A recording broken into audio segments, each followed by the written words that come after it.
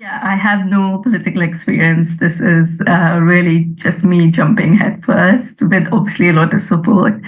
But to give a bit of background, we started as a grassroots organization just to do actions around Palestine in last year in October.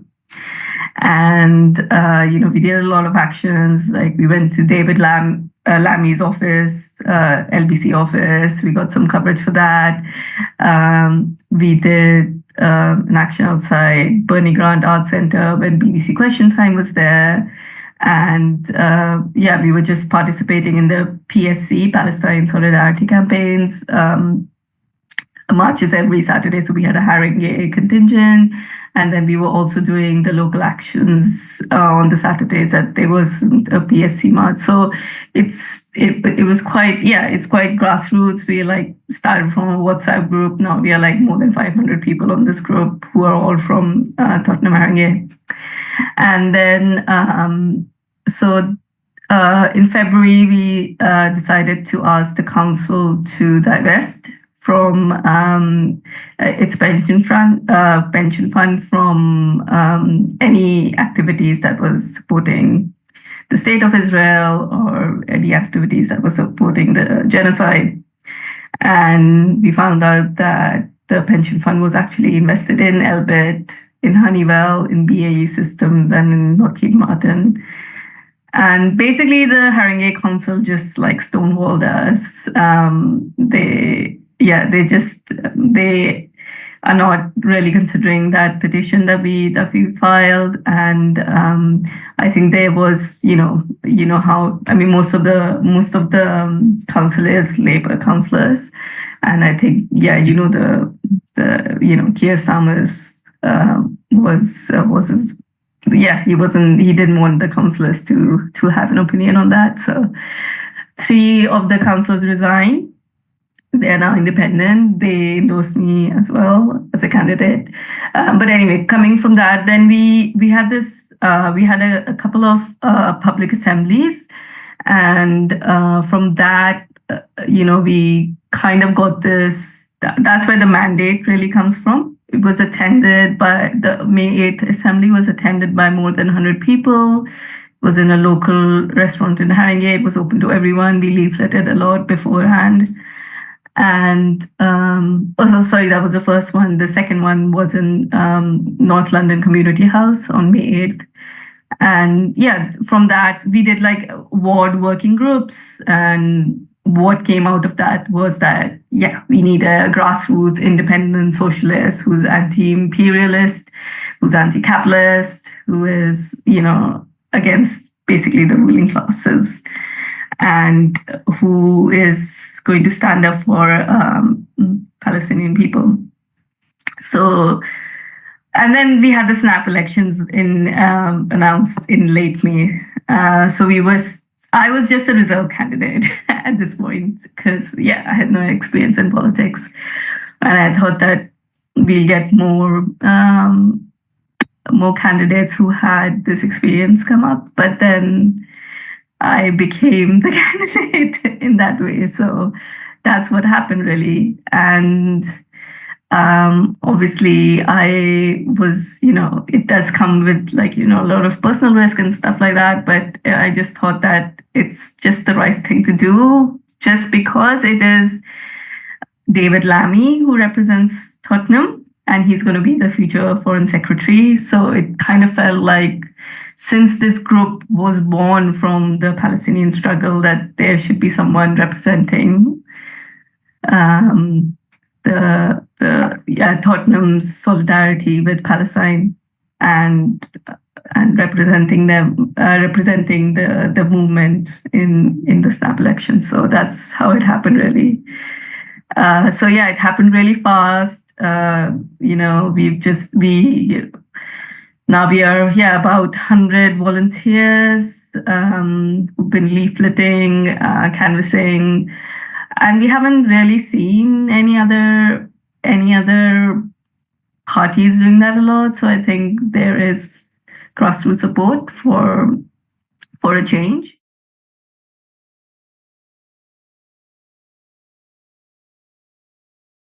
the worst thing is just the brazen lies, I think. It's just that there have been so many people who have confronted him, like David Lammy has been confronted by Just Stop Oil, by Green New Deal Rising. And, every time he'll be like, I am actually pressing for a ceasefire. We've been pro ceasefire.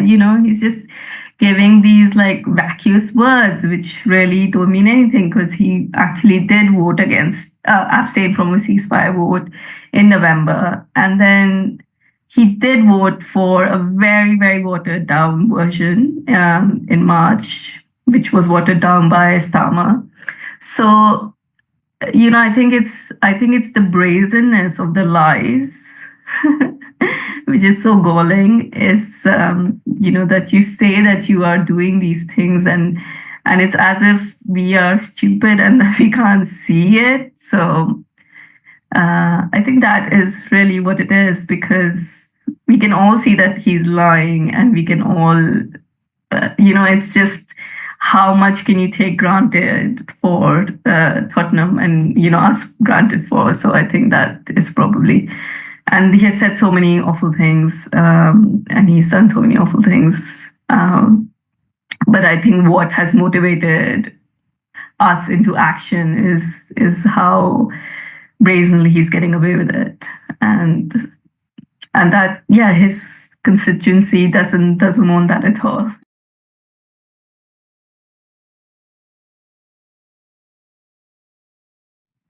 Well, he's made it very clear that he is going to be completely under the thumb of the American empire.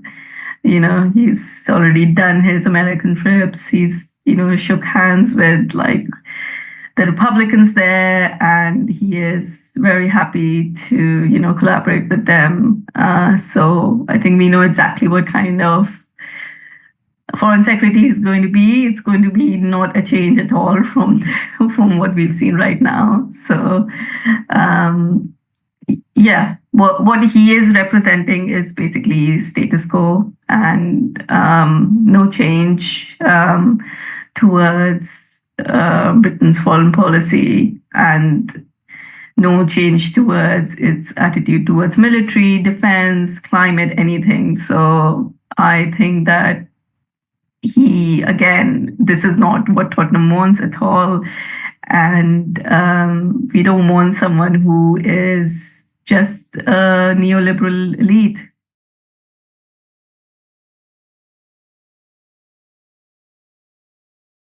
Yeah, it's obviously scary, and I think it is one of the reasons that I do want to be a voice that represents that this is not what a lot of people want here in Britain, or here, or back in my country of birth in India. So I think it has a lot to do with our alienation from the natural world, from just the alienation of the things we produce, we eat, everything, and then we are so powerless in our bodies right now that you think that there has to be a reason that you're feeling this discomfort. Like, where is this discomfort coming from? And it's like what people are telling you. It's the immigrants that are causing you this discomfort, because it's because of them. You don't have a house, you don't have your NHS.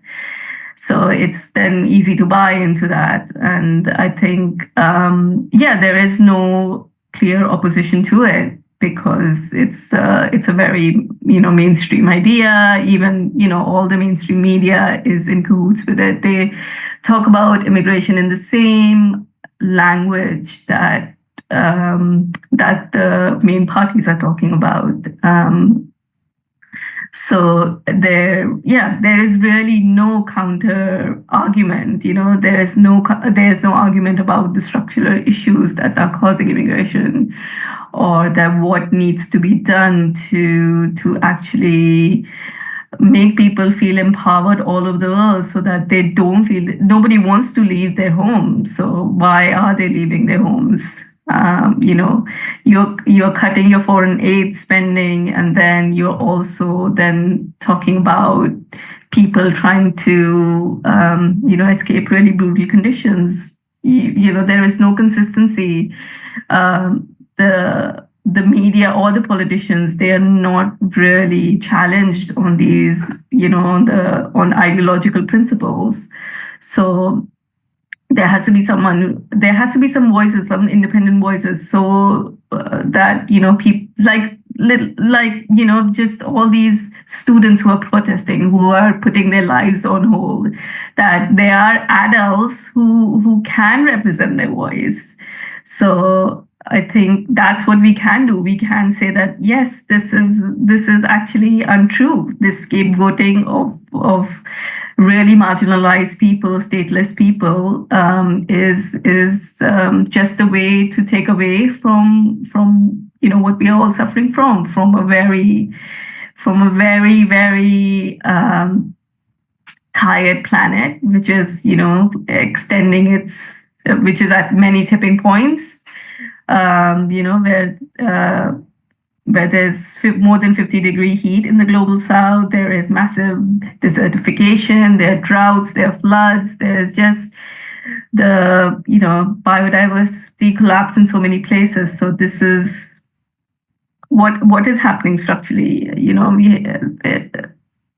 Nobody's talking about that, and I think a lot of young people understand it. They're connecting the dots. They understand why the Palestinian liberation is actually connected to climate justice, and which is essential for a safe and secure future for them, for even if they are living in the UK, because we are going to get never-ending rain here as a result of climate change. So it's not that you can escape this monstrosity that we are creating from global warming. So I think, just someone who's speaking truth to power is really lacking, so that then migrants just become the scapegoat. And, it is a result of capitalism. It is a result of, the very people that capitalism actually creates, these people who are stateless, who are without rights, whose lands have been destroyed by extractive economics. The same people then are also in the home of capitalism in the UK. They're also said that they're actually causing it when they're not. So yeah. There are no such voices. I think because we are so boring, maybe there are not many clickbait things that you can take from talking facts or talking or actually saying that the ruling elite have it all, the system rigged.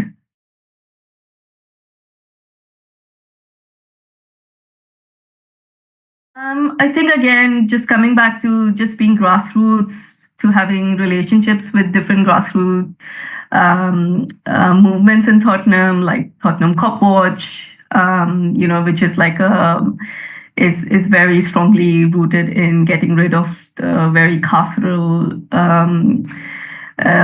establishment that we have, that marginalized people are, again, they're further subject to prisons and to fines just because they have, they are so marginalized and they don't have any support system. So I think, the fact that we are so grassroots, I think it's important. We all live in Tottenham. We all have connections to Tottenham. Nobody is going away from Tottenham. And the fact that we want to fight any sort of gentrification in Tottenham, we want to be the voice of the renters generation, because that is so important to Tottenham, because a lot of the radical thought in Tottenham comes from these people who don't have houses, or who have been renting, and that kind of social cleansing will take away this power, that Bernie Grant's constituency is famous for. So he was talking about this in 80s and 90s. He was talking about reparations. He was talking about how Africa needs clean energy back then. So, it's got a long anti-racist, anti-imperial history, and David Lammy doesn't represent any of it. I think a lot of the other candidates maybe have a little bit of flavor of that, but someone who has all of them maybe is lacking. So I guess that is our power. We are moving the goalposts a lot, and yeah, it's just speaking truth to power.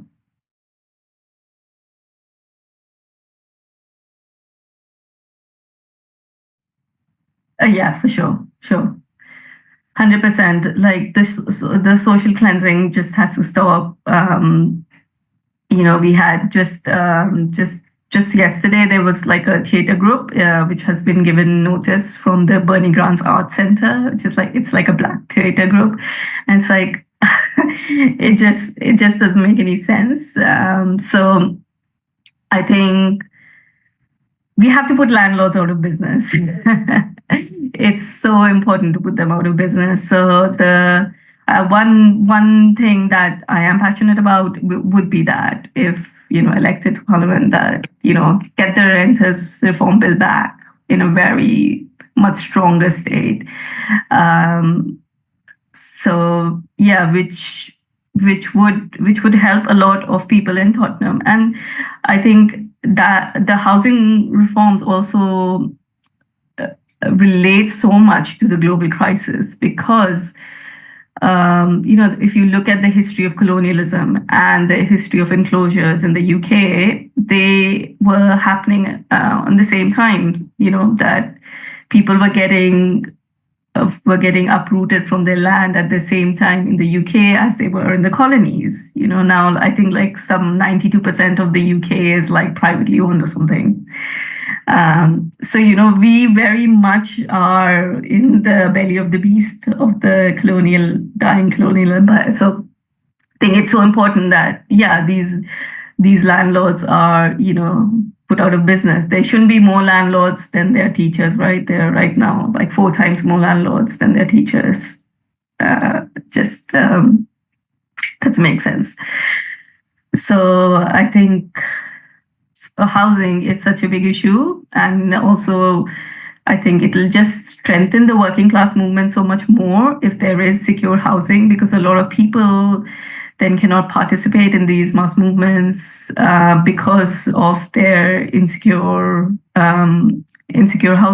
They don't want to lose that, right? If you're speaking out against Israel, you are already putting yourself, you lose friends, you lose job opportunities.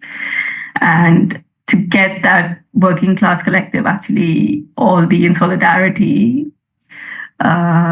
needs for them to feel secure. And I think, social housing will be so important in that. So that's how we can contribute to the Palestinian struggle by making this movement stronger here. So, and the way we get strength is by making people secure in their housing.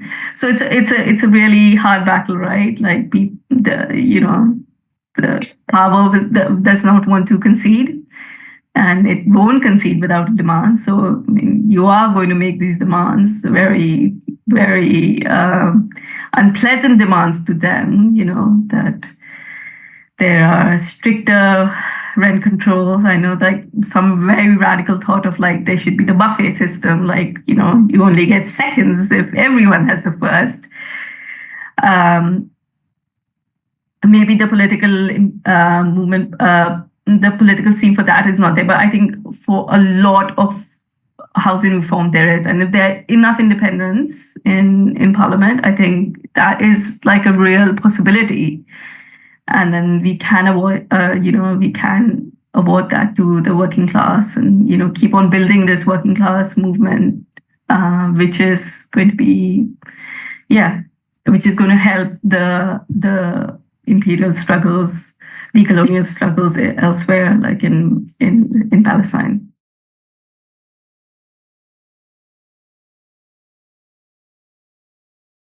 I think the fact that MPs are allowed to have second jobs and second incomes is probably an easy win that maybe we can get, because it shouldn't be so. Why should you have other paid jobs? You're already on £91,000 a year, which is more than enough. And David Lammy is actually one of the MPs who had, I think, record number of other paid gigs apart from his MP gig, and I think he's also a landlord. So, I think that would be, and I just saw like another report. I think it was by Declassified or by Navarro, about how a lot of the Labour candidates have links to arms companies and to the fossil fuel lobby. So, I mean, it is a function of in a two party democracy that it would be, and which is also a capitalist economy, that that they will be bought out by the capitalists. So that's why it's such an uphill battle for any independents, right? Because you are really just grassroots funded. You don't have the kind of support. You will never be on a debate on the main channels, right?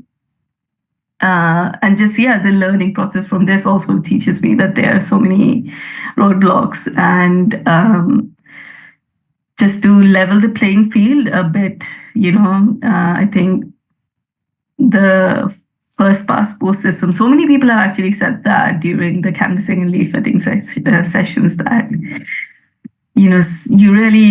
this really needs to go. They don't really care about the candidate as much as they care about the system of it and how unfair it is.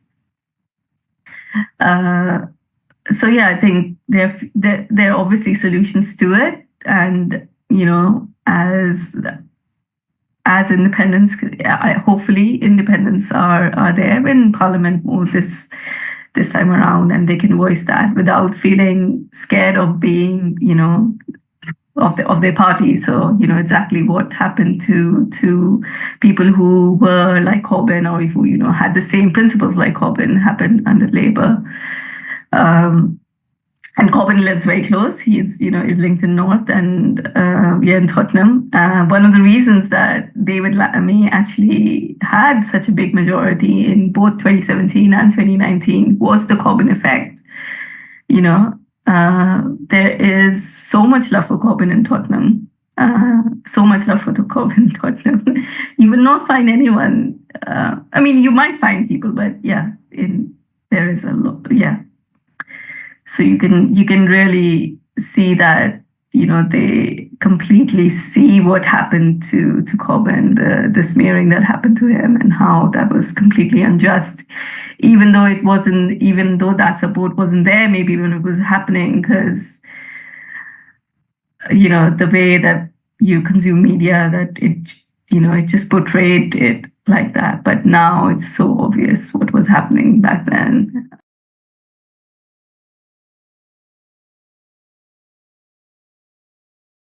We have to fight with all the tools in armor, and this is just one of them.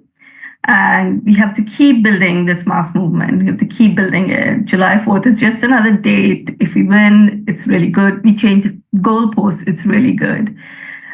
Let's learn from the Palestinian struggle. Like, they have shown so much in decades how you can struggle against a power that can feel invincible. And I think, to keep in mind that this the two-party system, the whole capitalist system, it's not invincible. Like, why should be death of Earth? That global warming will destroy our biodiversity, will destroy so much wildlife. Why should that be more acceptable to us than to accept that we cannot continue in status quo, right?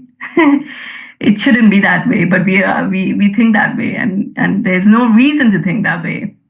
And I think that is the message, that we have to free our imagination. And this is just one of the tools. We'll do everything else. We'll keep supporting the student movement. We'll keep supporting, whichever way in which people want to be part of this struggle, of this movement.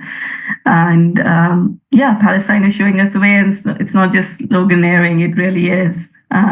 We have to seize this moment. We have to seize this moment. We have to all come together.